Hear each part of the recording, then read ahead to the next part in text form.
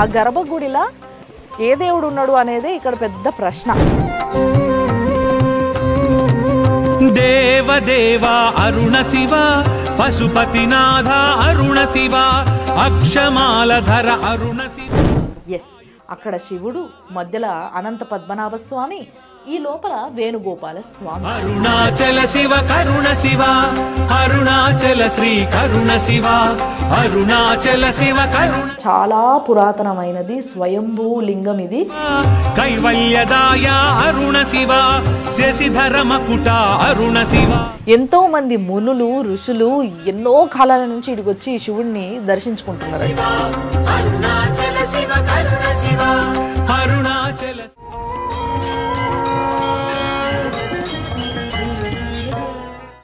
అరుణాచల శివ కరుణ శివ అరుణ శివ కరుణ శివ అరుణాచల శివ కరుణ శివ అరుణాచల.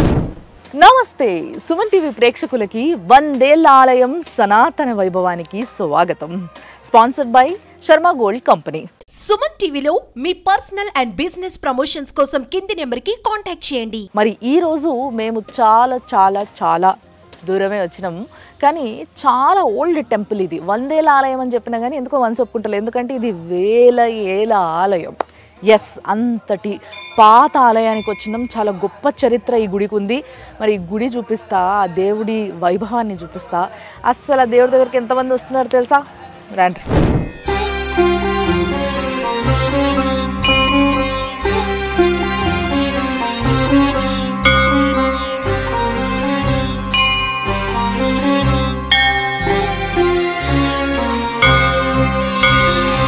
అమలకనకవర్ణం ప్రజ్వలత్ పావకాక్షం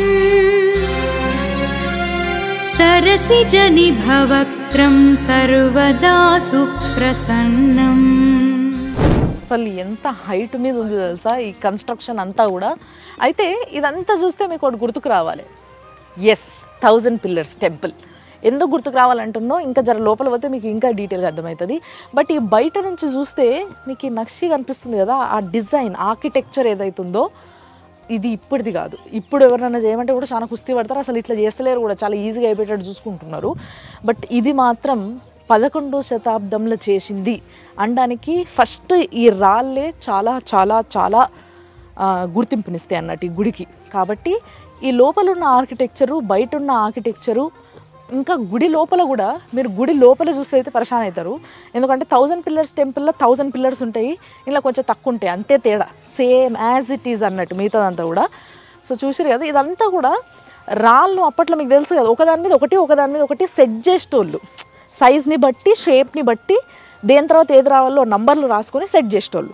అట్లా సెట్ చేసినవి తప్పితే వీటి మధ్యలో మినిమం ఏ చిన్న సిమెంట్ కానీ లేకపోతే మట్టి కానీ ఇట్లా ఇది లేదన్నట్టు మ్యాటర్. మధ్యలో ఓన్లీ రాళ్ళని సెట్ చేసారు.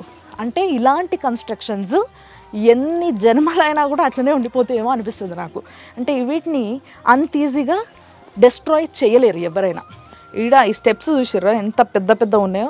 మోకాల పర్వతం అంటాం చూసిర్రా మనం తిరుపతిలో, అంతంత ఎత్తున్నాయి. ఇట్లా నిలబడితే ఆల్మోస్ట్ నా మోకాల హైట్కి వచ్చింది. అండ్ ఈ స్టెప్స్ మీద కూడా ఈ ముందు సైడు సేమ్ అక్కడ కనిపిస్తున్న ఆ పువ్వు డిజైన్ కనిపిస్తుంది. చూడండి, చూసారు కదా ఈ రాయి అంటే గ్రనైట్. ఇలాంటి గ్రనైట్తోని కన్స్ట్రక్షన్ అనేది ఇప్పట్లో గుళ్ళు ఎవ్వరు కడతలేరు. అండ్ ఇగో ఈడ చూడండి, ఇది నేను చెప్పింది. కాకతీయులు అప్పట్లో ఇట్లా రాళ్ళ పైన అద్భుతమైన నక్షీలు చెక్కించి మరీ వాటిని సెట్ చేయించేటోళ్ళు. సో దట్ మన ఇండియన్ కల్చర్, మన ఏవైతే దేవాలయాలు ఉన్నాయో వాటి స్పెషాలిటీయే ఇవి. చూసినరా, రాళ్ళకు మధ్య ఎక్కడ కూడా ఏం ఫీలింగ్ లేదు, జస్ట్ సెట్టింగ్ అన్నట్టు ఇదంతా కూడా. ఒకసారి ఇదంతా తీసేస్తే మళ్ళీ సెట్ చేయాలంటే కూడా ఆ నంబర్లను బేస్ చేసుకొని సెట్ చేసుకోవడమే తప్పితే ఇంకా రాదు. లేదంటే ఏదో మంచి ఇట్లా సానపీటలాగా ఉన్నది. సో గుడికి ముందు అంటే మెయిన్ గర్భాలయానికి ముందు ఇలాంటి ఒక మంచి కన్స్ట్రక్షన్ ఉంది. చూసినారు కదా, ఇది బయట నుంచి చూపిస్తున్నాను నేను చుట్టూ తిరిగి. లోపల సైడు అంటే లోపల కూడా అసలు చాలా బాగుంది ఆర్కిటెక్చర్. అండ్ ఇంకొకటి ఏంది అనంటే ఈ గుడికి ముందు అంటే మెయిన్గా గర్భగుడికి లోపలికి అంటే ఇట్లా లోపల సైడ్ గర్భగుడికి ఎదురుగా ఇలాంటి ఒక కన్స్ట్రక్షన్ ఉంది అన్నట్టు. మరి ఈ కన్స్ట్రక్షన్ లోపల ఏముంది?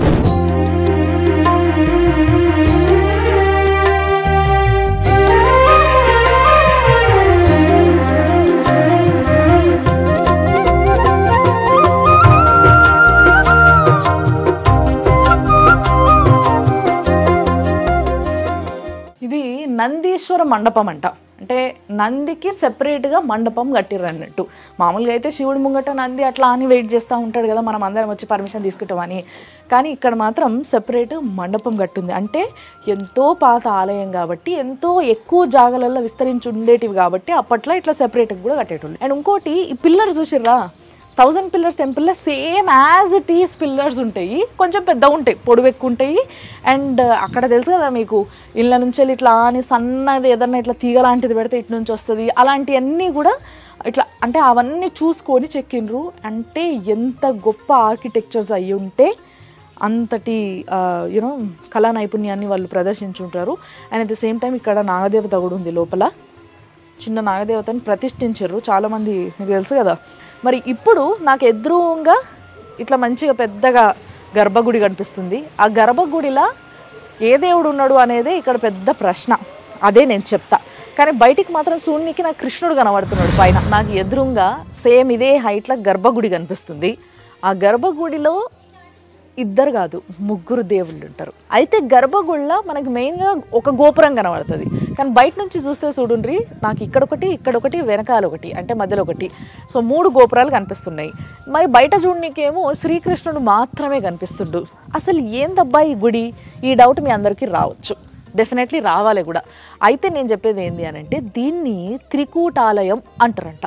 త్రికూటాలయం ఏందబ్బా కొత్తగా విచిత్రంగా వినిపిస్తుంది అని అనుకుంటున్నారు కదా. అంటే ఈ లోపల 3 దేవుళ్ళు కలిసి ఉంటారు అన్నట్టు.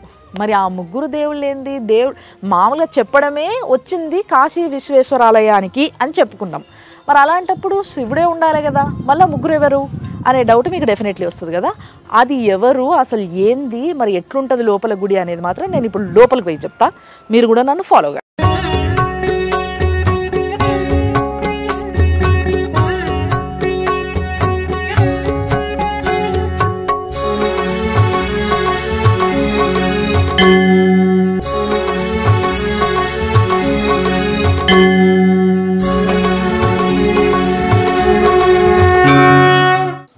ఓహోహో, అసలు అద్భుతంగా ఉన్నది ఆ గుడి, మామూలుగా లేదు.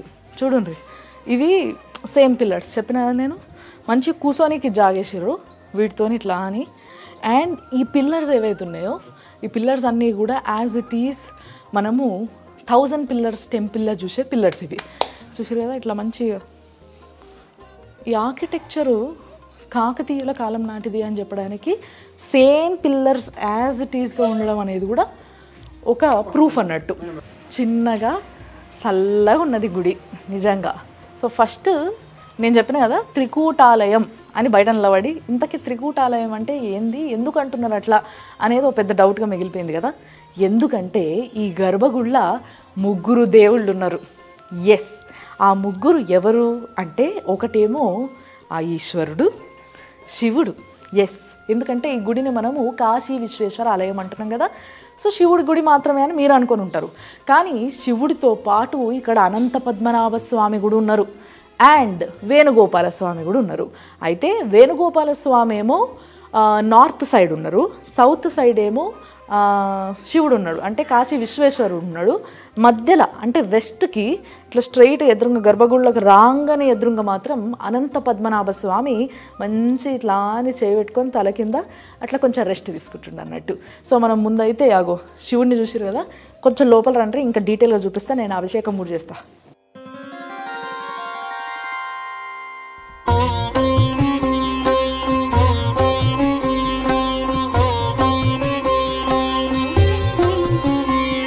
पशूनां पतिं पापनाशं परेशं गजेन्द्रस्य कृत्तिं वसानां वरेण्यं जटाजूटमध्ये स्फुरत्काङ्गवारिं महादेवमेकं स्मरामि महेशं सुरेशं सुरारातिनाशं विभुं विश्वनाथं विभूत्यङ्गभूषं विरूपाक्षमिन्वर्कवह्नित्रिनेत्रं सदानन्दमीडे प्रभुं पञ्चवक्त्रम्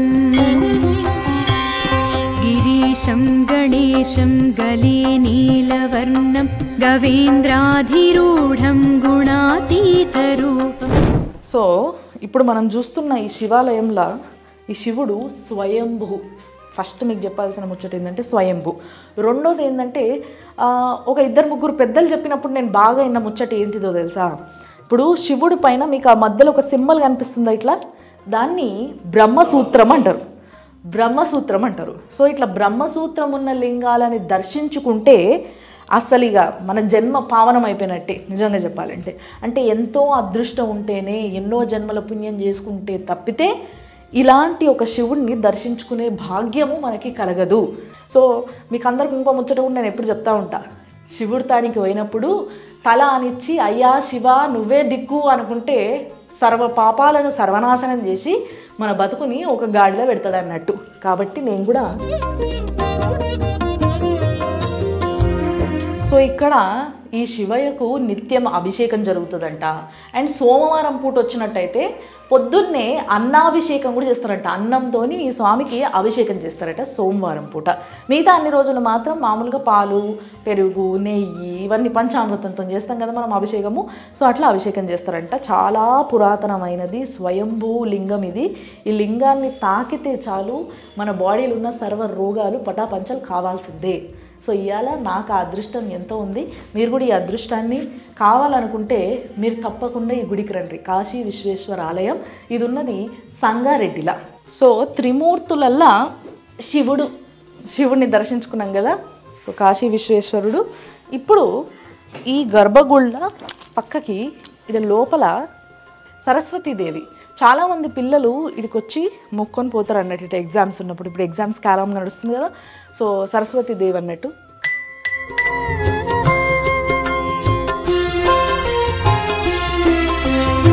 మీకు ఎదురుగా రాగానే మనకి ఎక్కడైనా కానీ విఘ్నాలు తొలగించేటోడు ఉండాలి కదా. ఎస్, విఘ్నేశ్వర స్వామి. కాబట్టి విఘ్నేశ్వర స్వామిని కూడా మొక్కుందాం.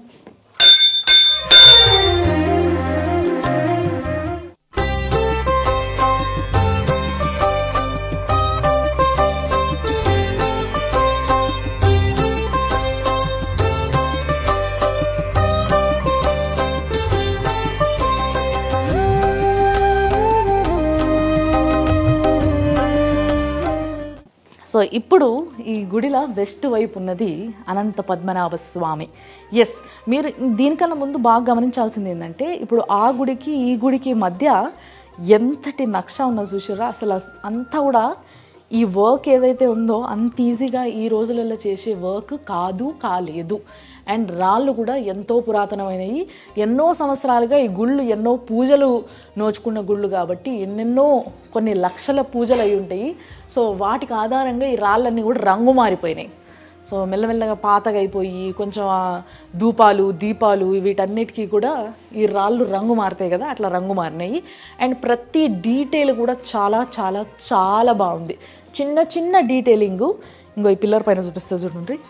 ఈ చిన్న చిన్న డీటెయిలింగ్ ఈ గొలుసులాగా ఇంత బాగుంది చూడండి. అంటే దేని మీద ఏది సెట్ చేస్తే ఒక అందం అనేది వస్తుంది పిల్లర్కో. బాగా తెలిసిన నైపుణ్యుడు ఒక ఆయన చేసిన పని అన్నట్టు ఇది. ఎస్, ఇప్పుడు నేను గర్భగుళ్ళకు పోతున్నా. సో ఇక్కడ కూడా గర్భగుళ్ళ ఇక్కడ శివుడు ఉన్నాడు, శివయ్య, మళ్ళీ ఒక నందీశ్వరుడు ఉన్నాడు. తర్వాత వెనకాల ఆ రాయి చూసిరా, వెనకాల ఉన్న రాయి ఏదో నిన్న మొన్నటిది అన్నట్టుగా అయితే డెఫినెట్లీ లేదు, రైట్? సో ఎంతో పాతదైన ఈ గుళ్ళ ఇక్కడ ముందు అంటే బేసిక్గా మనము శివుడు విష్ణుమూర్తి ఇట్లా పక్కపక్కన కలిసి ఉండడం అనేది అంతో ఎంతో చూసి ఉంటాం. కానీ ఒకటే గర్భగుడి లోపల శివయ్య, అనంత పద్మనాభ స్వామి ఇద్దరూ కలిసి ఉండడం అనేది నాకు తెలిసి అయితే ఈ గుళ్ళనే చూడొచ్చు. కింద ఇట్లా శివలింగం ఉన్నది, నందీశ్వరుడు ఉన్నాడు, వెనకాల మొత్తం ఈ లోకాన్ని నడిపే అసలు మూల కారణమైన అనంత పద్మనాభ స్వామి విష్ణుమూర్తి. ఎస్, కాబట్టి ఇట్లా తల కింద చేయబెట్టుకొని కాళ్ళు జాపుకొని ఆ లక్ష్మీదేవి పాదాల దగ్గర కూర్చొని ఆ దేవుడి కాళ్ళు నొక్కుతూ ఉంటుంది కదా. సో ఆ పొజిషన్లో ఇక్కడ ఆ దేవుడు ఉన్నాడు అన్నట్టు. అండ్ ఆయనకి చిన్న వస్త్రాలు కూడా వేయడం జరిగింది.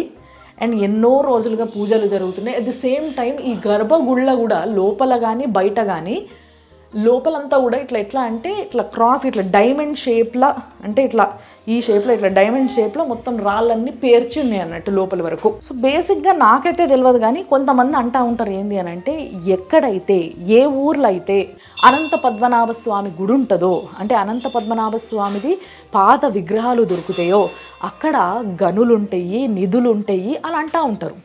మరి ఏమో ఈ ఊరు కూడా అదృష్టవంతులే ఉండొచ్చు.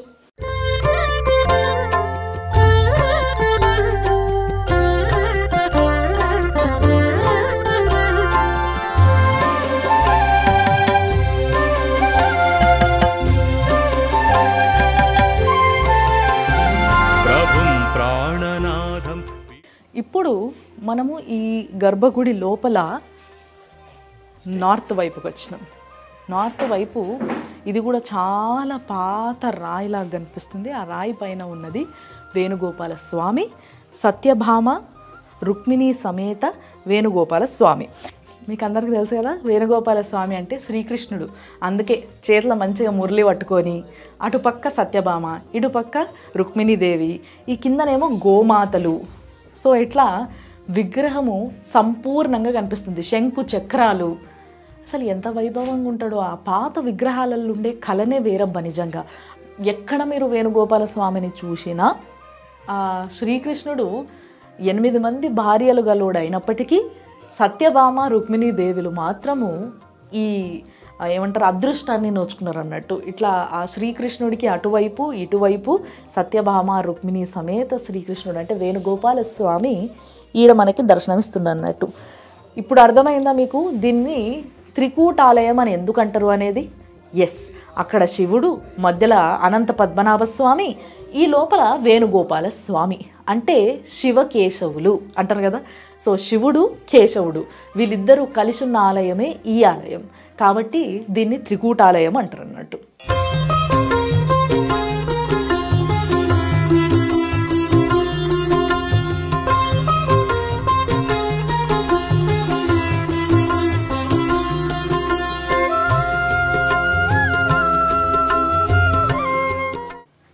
సో ఈ లోపలికి ఈ మధ్యలోకి వచ్చిన తర్వాత నాకు యాదొచ్చింది ఏంటంటే, ఇందాక పంతులు గారు అంటుండే ఇక్కడ నాగంపాము తిరుగుతుంది అంట ఈ గుళ్ళ. సో ఇక్కడ కూడా ఒక స్వామి ఉన్నారు. మరి ఆ స్వామిని అడుగుదాము. ఎప్పటి నుంచో ఈ గుడికి వస్తారు కావచ్చు ఈ ఊరోళ్ళే. మరి స్వామి నమస్తే. ఓం నమ శివాయ. ఓం నమ శివాయ. సో మరి ఈ గుడికి రెగ్యులర్గా వస్తుంటారా మీరు? 20 సంవత్సరాల నుంచి నేను దీక్ష చేస్తున్నా శివ, ఇక్కడ మండల దీక్ష. నాకు అనుభవం. ఇక్కడ నాగశేషుడు తిరుగుతుంటాడు. ఏ టైంలో వస్తుందో తెలియదు. ఆ లింగం పైకి వచ్చి ఇట్లా పడిగ ఇప్పి ఆశీర్వాదం ఇస్తాడు. ఇక్కడ చాలా విశిష్టత ఉంది కాశీ విశ్వనాథం. అండ్ ఈ గుడికి ఎంతో ఎంతో ప్రాముఖ్యత ఉన్నది కాబట్టే వీడికి ఇప్పటికీ కూడా ఎంతోమంది భక్తులు వస్తూ ఉంటారు. ఆ భక్తులందరికీ కూడా ఈ గుడి అంటే ఎంతో ఇష్టం అనేది వాళ్ళ మాటలల్లో బాగా అర్థమవుతుంది. అయితే ఎన్నో సంవత్సరాల నుంచి ఉన్న ఈ గుడి మీ గ్రామంలో మీ ఊర్లో ఉండడం అనేది నిజంగా మీ అదృష్టం అనే చెప్పాలి. ఈరోజు మేము దర్శనానికి వచ్చినాం కాబట్టి మా అదృష్టం అనే చెప్పాలి. మీరందరూ చూస్తారు కాబట్టి మీకు కూడా అదృష్టం ఉందని. థ్యాంక్ యూ స్వామి. Thank you. సో చూసిరు కదా, ఈడ చాలామంది నాగదేవత ఈ ఆలయానికి అంటే రక్షకులుగా తిరుగుతూ ఉంటుంది. అందుకే మాకు అప్పుడప్పుడు కనిపిస్తూ ఉంటుంది అని కూడా చెప్తా ఉన్నారు. అయితే ఈ ఆలయాన్ని నిర్మించింది ఎవరు అని అంటే కాకతీయులు అనేసి చెప్పుకున్నాం కదా. సో కాకతీయుల్లో ఎవరు అనే డీటెయిలింగ్ కూడా నేను చెప్తాను మీకు. సో ప్రతాపరుద్రుడి దగ్గర ఎవరైతే సేనాధిపతులు ఉంటారో ఆ సేనాధిపతులకి శిష్యుడు ఉండేటోడట. ఆయన పేరు ఒంటిమిట్ట ఓబిలయ్య. సో ఈ ఒంటిమిట్ట ఓబులయ్య ఒంటి చెయ్యితోని నిర్మించిన ఆలయమే ఈ కాశీ విశ్వేశ్వరుడి ఆలయం అన్నట్టు. సో ఈ ఆలయాన్ని ఆయన నిర్మించినప్పుడు అంటే ఎంతో ప్రేమతో నిర్మించిండు, ఎంతో భక్తితోని నిర్మించిండు. And at the same time ఆయన ఏమని చెప్పిండంట అంటే, చరిత్ర చెప్తున్న మాటలు ఏంది అని అంటే, ఇందాక మనము లోపలికి వచ్చేటప్పుడు ఆ ఎదురుగా నందీశ్వరుడి మండపంలో నందిని చూసి వచ్చినాం కదా, పర్మిషన్ తీసుకొని వచ్చినాం కదా. సో ఆ నందిలా నా ప్రాణం ఉంటుంది, ఆ నంది ఎప్పుడైతే పగులుతుందో ఆ రోజే నా ప్రాణం పోయినట్టు అని చెప్పేసి ఆ ఓబులయ్య చెప్పిన మాటలట ఇవి. సో ఇది కూడా చరిత్ర చెప్తున్నదే. అంత గొప్ప గుడి ఇది, అంతటి చరిత్ర కలిగిన గుడి ఇది. మరి దీన్ని కాశీ విశ్వేశ్వరాలయం అని ఎందుకు అంటున్నారు? ఇంకోవైపు ఏమో త్రికూటాలయం అంటున్నారు. అసలు ఏంది ఇది అనే డౌట్ రావచ్చు. అయితే కాశీ విశ్వేశ్వరాలయం అని అనడానికి ముఖ్య కారణం ఏంది అని అంటే ఇక్కడ బయట ఒక గుండం ఉన్నది. అది చూస్తే దాని లోపల కూడా మొత్తం ఆ కన్స్ట్రక్షన్, ఆ మెట్లు అదంతా చూస్తే కూడా మీకు అర్థమైపోతుంది ఎంత పాతదో. అక్కడికంట కింది నుంచి ఒక దారి ఉందంట. ఆ దారి ఎక్కడి నుంచి వస్తుంది అని అంటే కాశీ నుంచి గంగా జలము ఇక్కడికి వచ్చే దారి అట. అందుకే ఈ గుడి ఆ కాశీ నుంచి వచ్చే నీళ్ళ కొనాకి కట్టినరు కాబట్టి దీన్ని కాశీ విశ్వేశ్వరాలయము అని అంటున్నారు. సో కాశీ విశ్వనాథ ఆలయంతో పాటు దీన్ని త్రికూటాలయం అని ఎందుకు అంటున్నారు అని అంటే గర్భగుళ్ళ ఆ కాశీ విశ్వేశ్వరుడు వెలిసిన విధంగానే అనంత పద్మనాభ స్వామి, వేణుగోపాల స్వామి కూడా వెలిసిండ్రు కాబట్టి త్రికూటాలయం అంటున్నారు. శివకేశవులు కలుసున్న ఈ గుడి ఎంతో మహిమ గలది. ఎంతో మంది భక్తులు ఇడికి వచ్చి మొక్కుకుంటారు.